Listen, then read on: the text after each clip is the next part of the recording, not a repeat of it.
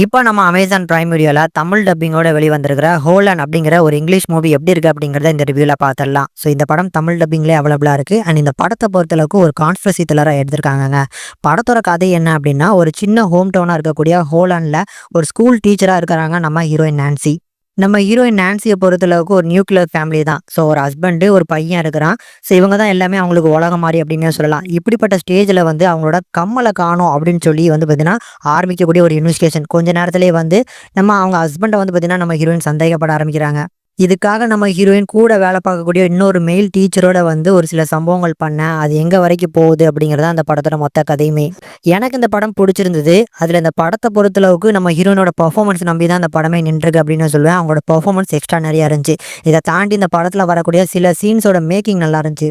அதுல குறிப்பிட்டு சொல்லணும் அப்படின்னா, நம்ம ஹீரோயின் நான்சி வந்து தூக்கத்துல ஒரு கெட்ட கனவு காணுவாங்க. அந்த சீனோட மேக்கிங்கே இருக்கு பார்த்தீங்களா, வேற லெவல்ல பண்ணியிருக்காங்க. முழுக்க முழுக்க அந்த சீன் வந்து ஒரு சிஜி ஒர்க் தான். ஆனா அந்த சிஜி பண்ணாங்க அப்படிங்கிறதே தெரியாது. அந்த அளவுக்கு அந்த சீனோட குவாலிட்டி நல்லா இருந்துச்சு. அதே மாதிரி தான் அதுக்கப்புறம் வந்து இந்த ஐ டிராப்ஸை கண்ணில் ஊற்றிக்கிட்டு ஒருத்தர் வந்து பார்த்தீங்கன்னா பதட்டமா ஓடி வருவாப்புல. அந்த சீனோட மேக்கிங்கும் நல்லா இருந்துச்சு. அந்த சீனே வந்து பார்த்தீங்கன்னா ஒரு நல்ல டென்ஷன் பில்டிங்கை உண்டாக்குச்சு. இந்த மாதிரி இந்த படத்தோட அந்த ஃபர்ஸ்ட் ஹாப்ல ஒரு சில சீன்ஸ் இன்ட்ரெஸ்டிங்காக இருந்தாலும், படத்தோட செகண்ட் ஹாப் தான் வந்து பார்த்தீங்கன்னா பெட்டர் டு வாட்சாக இருந்துச்சு. செகண்ட் ஹாப்போட அந்த ஸ்க்ரீன் பிளே ரைட்டிங்கே நல்லா பண்ணியிருக்காங்க. ஆரம்பத்துல நம்ம ஹீரோயின் நான்சி வந்து அவங்க ஹஸ்பண்ட் மேல சந்தேகப்பட்டு தான் ஆரம்பிக்கக்கூடிய கேஸு. போக போக வந்து அவங்க ஒரு சில தவறான விஷயங்கள்லாம் பண்ணுவாங்க பாருங்க. அதெல்லாம் நல்லா இருந்துச்சு. ஒரு ரொமான்டிக்கல் த்ரில்லரா செகண்ட் ஹாஃப் ஃபுல்லும் போகும். அது நல்லா இருந்துச்சு. அதுல இந்த படத்தை ஸ்டார்ட் பண்ண விதத்தெல்லாம் பார்க்கும்போது நம்ம நஸ்ரியா நடிப்புல ரீசெண்டா வந்த சூக்ஷ்ம தர்ஷினி தான் ஞாபகம் வந்துச்சு.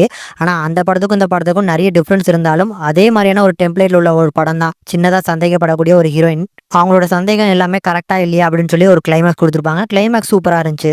கண்டிப்பா இந்த படத்த ஃபேமிலியோட பார்க்க முடியாது. அதனால கொஞ்சம் தனியாவே உட்காந்து பார்த்து என்ஜாய் பண்ணுங்க. டெக்னிக்கல் சப்போர்ட் நல்லா இருக்கு. தமிழ் டப்பிங்கும் நல்லா இருக்கு அப்படிங்கிறனால கண்டிப்பா ட்ரை பண்ணி பார்க்கக்கூடிய ஒரு ஒன் டைம் வாட்சபிள் மூவி.